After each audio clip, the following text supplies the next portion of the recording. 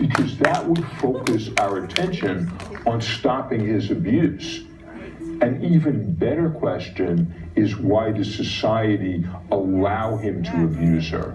Because that would lead to solving the problem. How is it this many men do what they do to women in the presence of all of us good men? How is that? Men who perpetrate violence against women, they're really operating out of a choice rooted in a patriarchy that says, she's my property and I can do with her as I choose. It's not a pathology, it's not a mental illness. He knows what he's doing. He's very strategic and purposeful in who to hit and who not to hit and when to hit. And it really becomes a responsibility of we as a collective body of men to begin to challenge that behavior and challenge that thinking. Domestic violence is not a private crime. What goes on in his house does not stay in his house. As long as we as a collective body of men remain silent to that, we're supporting the notion that women are the property of men. The silence is what kills the domestic violence.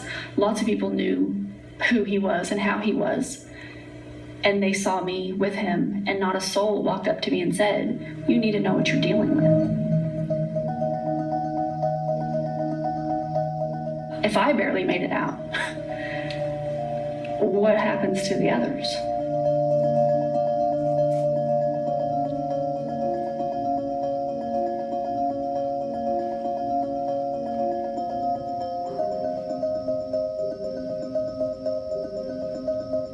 Marianne Hester developed this model of the three planets to explain the contradictory messages that family court, child welfare courts, and criminal courts send to victims of domestic violence. I started to develop this idea of the planets because I realized that, there were these very different sets of professionals and with different ideas about how to work in this field, and they thought they were thinking about safety for mothers and children, but actually that wasn't what was happening.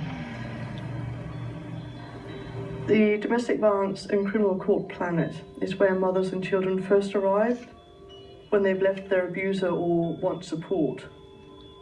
It's about keeping women safe, so you've got shelters on that planet, you've got the police on that planet, you've got the use of criminal law and different sorts. It's a very well-developed planet. The child welfare planet is a different set of professionals. The focus on that planet is the child. The man who is the offender in the criminal court is usually virtually invisible. It's very easy on that planet for practitioners to get frustrated and think the mothers aren't protecting the children. A lot of pressure on mothers to protect the child or to be told that the child might be removed. Father then decides to hop on to the third planet, which is the family court planet. It's a planet, so we have a different set of professionals. In this case, we've got the family law professionals, the family court professionals, the people who are doing the mediation. So what we have on that planet is this idea that families are wonderful things, really. Sometimes things go a bit wrong, but then you can bring the parents together to negotiate, to talk to each other, to sort things out, to work out what to do about their children after separation. So you stick them together in a mediation session. But that doesn't take into account the dynamics of how domestic abuse works, which is about manipulation, threat that can be incredibly hidden to other people. So we have this real anomaly. We have a violent male perpetrator on the domestic violence and criminal court planet, whom child welfare says shouldn't be anywhere near the children. He then hops to the family court planet and suddenly becomes a good enough father. Now, this is the reality that women and children live in. And if you think about it, it's a complete contradiction.